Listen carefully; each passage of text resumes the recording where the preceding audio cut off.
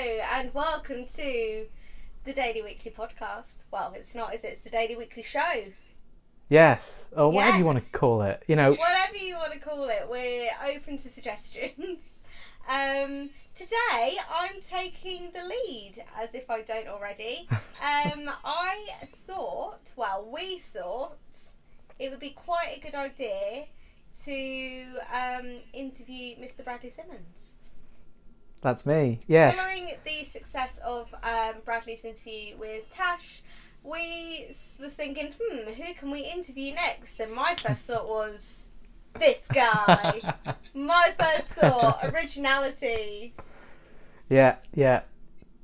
But hey, I don't... This is weird because, as you know, I'm very hands-on with pretty much everything we do. And this is the first thing where I've done nothing. I'm just here, you know? Yeah, you just turned up. We just had a major discussion about who's actually going to do the intro, which is why it's been like, hi! Yeah. But no, I think it's going to be interesting to see the behind the scenes from your perspective. Yeah, and we're all, both of us when we were younger wanted to be journalists.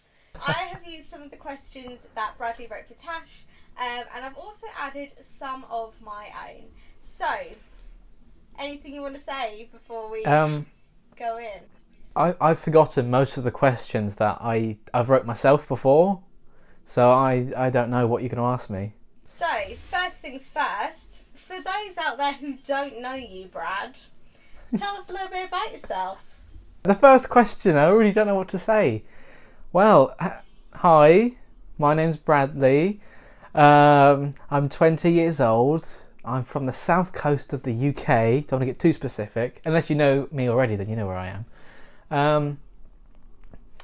And yeah, what more do you want me to say, really? What do you go to uni? Do you work? No, I went to college, and I was really good at school, but college was a bit of a struggle for me, so I decided not to go to uni.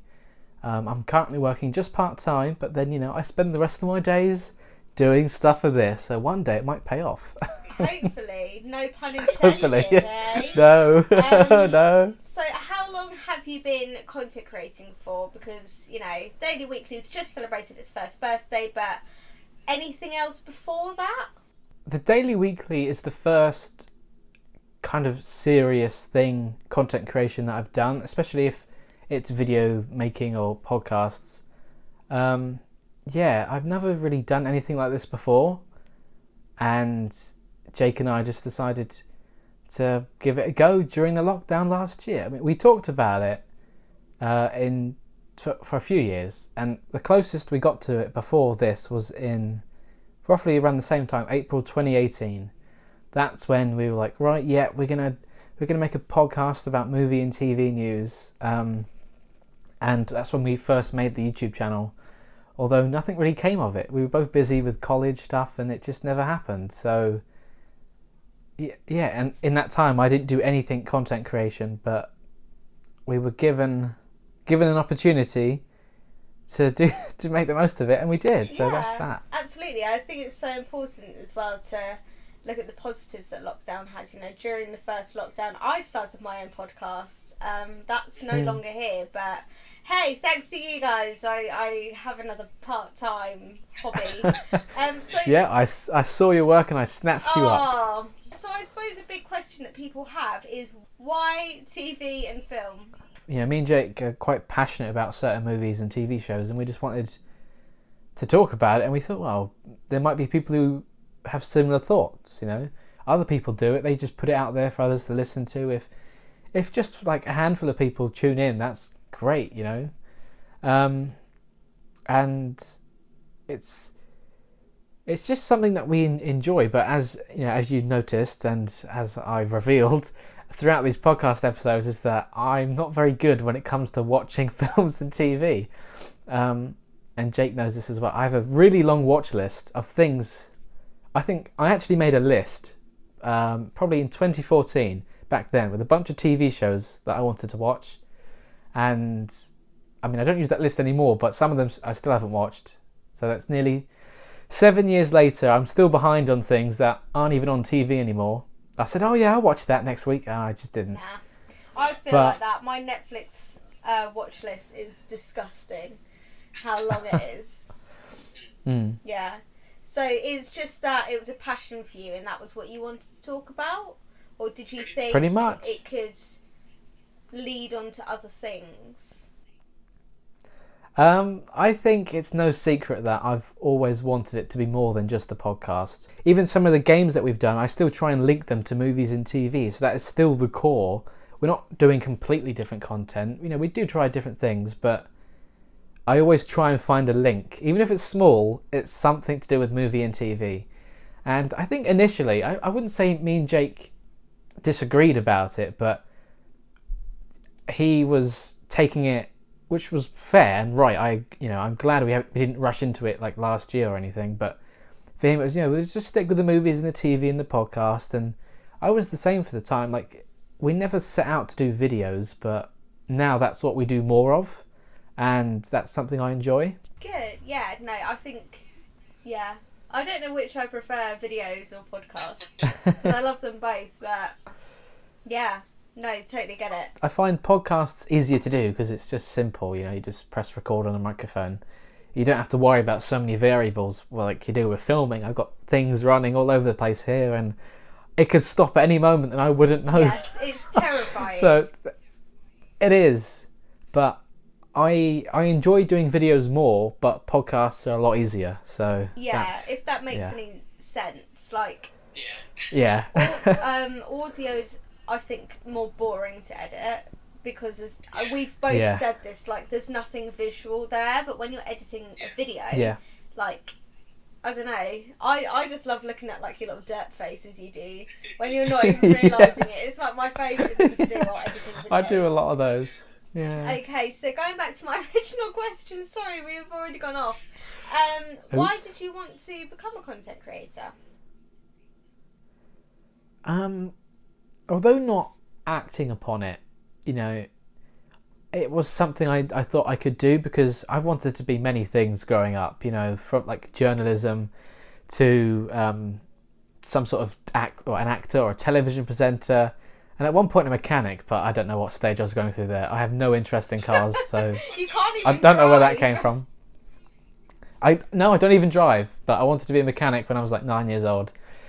But then kind of through the end of my final school years in college, my main focus was on business and law, and I thought, right, I'm going to be some sort of, I'm going to be something in that industry, some sort of legal advisor for a business or something like that. And it's on the back burner. I wouldn't ever roll it out because it's something I'm really passionate about, but it's a lot of hard work, and I mean this is hard work too. I'm not saying being a YouTuber and being a lawyer is the same thing, but with any task, it's like there's hard things about it, and I just put it off. Like, oh yeah, that seems cool, but I feel late to despite being a YouTuber, I feel late to the game of YouTube, because up until recently, I didn't watch that many different people on YouTube. I was never someone who watched, I didn't watch the gaming videos like other people or like the vlogs. That never really interested me. But I think the biggest influence on me would have to be Good Mythical Morning. I've mentioned it a few times. Like, the stuff they do is what I'd like to do. And given I had this platform with the Daily Weekly, it was already growing, and I thought instead of starting something entirely different, just build upon the Daily Weekly. Again, keep everything still similar with the film and the TV bits here and there, but who knows, if I'm still doing this 10 years down the line, who knows what we're doing then, Goodness, I don't even want to think about us as 30-year-olds. That's just disgusting. If I make it to 30, then something either went horrifically wrong or really good. And I guess that bleeds into my next question quite well, actually. Who are the 3 people or 3 groups of people, because we're a group, who have influenced you the most? So I would say Rhett and Link for Good Mythical Morning, because they're very similar and like they were lifelong best friends, kind of how me and Jake are, and they were just making things for the fun of it because they enjoyed it, and people started following along. And I thought, I could do something like that, you know? One that I've only very recently, which I only recently came across, was Mr. Beast. Have you heard of Mr. Beast? No? See, I'm not the only one, but he is a massive YouTuber. He just kind of grew, like he was going along steadily, and then like a couple of years ago he just blew up. And he does some really crazy challenges and videos, and especially nowadays, because I guess he's made so much of it because he's been so successful. A lot of his videos are like just giving money away to people and seeing what they would do for this and how would they respond to that. I'd love and to be in that position. Oh yeah, and he said in an interview or a video, I think, that one thing he wants to do, especially now he has this platform, is that to make loads of money, as much money as he can, and give it away before he dies. And I think that is such a lovely thing, and that if, like, we're nowhere near making money right now, and that isn't what we're in it for, but if that comes of it, that's what I'd like to do. You know, it's just bringing joy to other people. Absolutely. You know? And then thirdly, I would say another big passion of mine is Lego. There's no secret about that. I did just beside me, I did have a bunch of it, but I've cleared it all away now. You haven't got rid of it, have you? But no, I haven't gotten rid of it. I've never. No, I just cleared it away. It's just somewhere else in the room. I was running out of space for all my hobbies, you see. So another YouTuber called Jang Bricks, he does a lot of Lego reviews and making really cool things. Some things you would think, wow, you can make that out of Lego? Like, yes, you can. It's not just for kids, you know? So, and he's just doing it because he enjoys it. And again, it's like some of these people aren't in it to make the money or whatever, or the fame that comes with it. It's just doing something they enjoy. And if people watch it and like it, that's a bonus. And that's the same for me. I actually watched the YouTube video while getting ready this morning, and it was quite a small UK vlogger who I was watching, and she was sort of doing like a Q&A, and somebody asked her, what is your biggest advice for starting vlogging? And she said, just do it, because there will definitely be at least one person out there who will want to watch it, who will have similarities to you. So yeah, I think that we're kind of the proof of that. Like, we're just like talking about what we're passionate about, which is movies and TV, and people like that. They God do, knows yeah. why, because all we do is chat. So I think we'll go on to your like biggest achievements and what you're most proud of in the Daily Weekly. I'm just really proud of where we've come. You know, it's only been a year, but I feel like we've come a long way, especially from the beginning. Like the first, compared to the first things we did to what we're doing now. Like again, you know, we've improved. I definitely think we've improved. I feel more comfortable talking to a camera or to a microphone. Especially that first episode that Jake and I did. We rehearsed it the night before, and it was kind of just supposed to be going over a couple talking points, but we ended up pretty much doing a whole run through, and we weren't recording most of it. It was just we happened to be recording certain sections. And then the next day when we came to recording the real first episode, we found ourselves trying to remember what we said in the rehearsal because it went so naturally. And we had some audio problems and it was just not good. So then after that we were like, right, we're never going to rehearse a bit of content again. Like if I'm making a video, I might, obviously if I say my lines wrong, I will, redo that. But especially with the podcast, I don't think we've ever reshot anything. We do it as a one take. There might be bits we cut out, but we don't reshoot, because one thing that I learned is that you just can't capture it. You'll be always thinking, oh, that was a really good bit I said then. Where can I fit it in now? Or will it work again? And then by our second episode, it was just so relaxed and I felt more comfortable and it was natural, it was live, and yeah. And we've recently crossed 200 subscribers, which I think if you think about how many subscribers you have, it's hard not to compare yourself to other people, especially the YouTubers who might have millions or whatever. But think, how long have they been doing it? Some of them like 10 years, 5 years or whatever. And everyone does different content. Everyone grows at different rates. Like you could take one YouTuber that I heard about it took him 10 years to get 1,000 subscribers, but then it took him 1 year after that to get to 100,000. So you could just blow up at any point. And if one thing I've noticed is that while none of our videos have gone viral, a couple of videos I made as jokes, like the tinfoil videos, are our most watched pieces of content. And I never set out for them to be that. I think, like personally, I think, there's much better work that we've done that isn't getting the recognition it deserves. But I did one for our main channel and our second channel, and it's the most viewed video on each of them.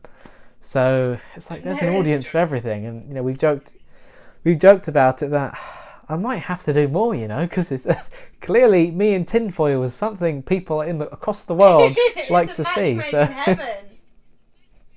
I just never expected it. Yeah, I mean, I would love to see more tinfoil videos. They are just stellar quality.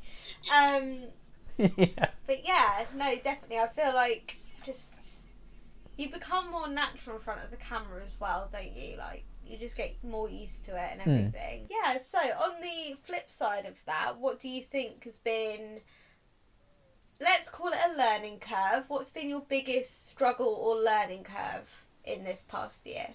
For me, like I've told you this in the past, where there rarely goes a day goes by that I haven't done something to do with the Daily Weekly. Even if it's just coming up with a name for something or making a little graphic for this, I find that I'm always doing something for it, but I've not felt burnt out. But then I would look at the numbers and I'd begin checking the analytics of our YouTube content pretty much daily. It refreshes at 10 o'clock every day, and sometimes I'll wake up in the morning eager to see how things are doing. And like I think it's a bad habit to get into, because like maybe a couple of times a week or once a week if you put something out, but I don't need to look at it every day, and I shouldn't, but I still do. So that's a bad habit that I need to kind of get over. I wouldn't say I felt disheartened. I mean, yeah, some things I do wish perform better, and they still might one day. It could, a video could be a year old and just take off, but yeah, I look to the next project. Right, this is coming out. Okay, it's out. What's next? You can't dwell on the past, especially something like this. You just got to keep going. Yeah, absolutely. You can't. Imagine if you did that for every single video, you'd never make another video again. You just, and I think that's really. I don't really check our numbers at all, because I think what will be will be. I love creating it. I love editing it. My enjoyment of it is done, so now it's up to other people to enjoy it. How many people that is, up to them. Oh, what's one thing you wish you had known when you began your career? Honestly, the biggest thing for me that I wish I'd known comes down to the tech investments that I've made. Yes. I think it's safe to say I was very naive. I know a lot more now than I did a year ago. I didn't know what microphone to get, so I was like, "Oh, Jake, what have you got?" And I got the same one he's got. And don't get me wrong, I love it, but I found not long after I bought the one I got, I found a cheaper one which was slightly better, and I didn't return what I had because I thought I'll just stick with it now. But I was like, okay, there's different alternatives out there, and now I own 3 different microphones, all for different things. So I've got this one that's clipped onto my shirt for things like this. I've got another one that will sit on my camera, and I've got the one I record podcasts with. And then when it comes to the camera, when Jake and I first decided to do videos, we bought a camera. Before that, I'd using my phone, which I have an iPhone 8. The camera I like, it's pretty good. It can film in 4K, it's got clear pictures. What's not to love? I don't mind it. I still use it. But I think my biggest thing is I should have done more research into the camera. Like, we got the basic standard Canon M50. A lot of YouTubers recommend it. They love it. It's great. It's a good camera. But at the time, I felt like I had to buy it. Like, I need to get this. I have to get this if we want to do this. And I shouldn't have. And even now, I don't think... Like, I've recently come across another camera that I do like, and I think this other one would probably be better suited to what I do. But me and Jake went halves on it.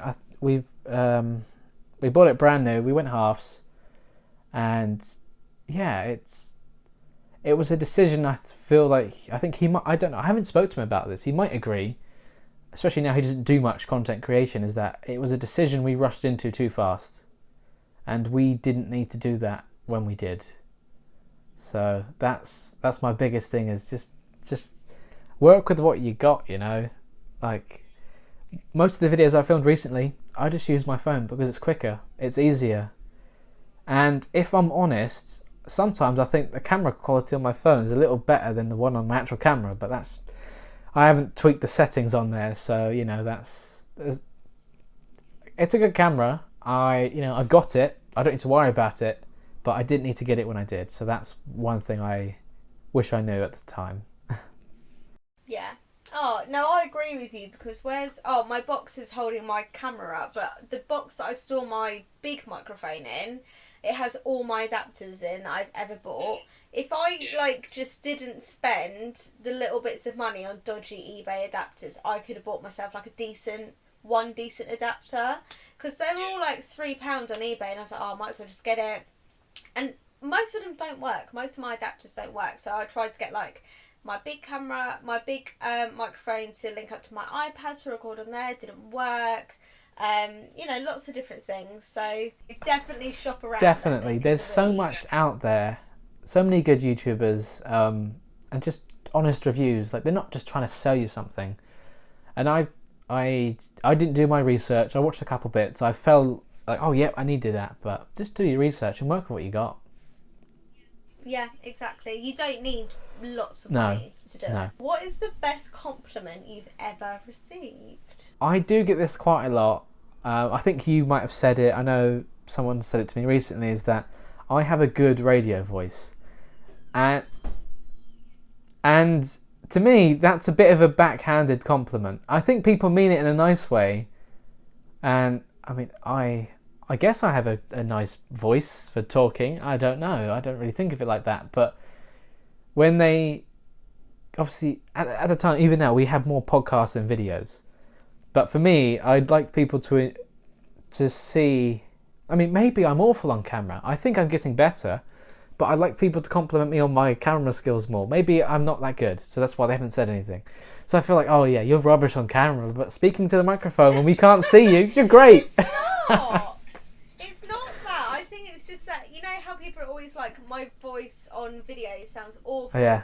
Yours doesn't. I hated it at first. Appreciate that. I've gotten used to it, but it's like when you hear yourself on a recording, like that's how people hear you, but that's not how you hear you. So, I've gotten used to it. I think I sound a lot nicer than I actually do. I think you are a lot better in front of the camera. Thank you. Than you were. Yeah. Than you were. Yeah. But no, if I had to rate you on your video or your voice, it would be your audio voice. Thank you. I'll take that. You're welcome. You're so welcome. Thank you for watching part 1 of this interview. If you did happen to enjoy it, don't forget to like, comment, subscribe and share with your friends.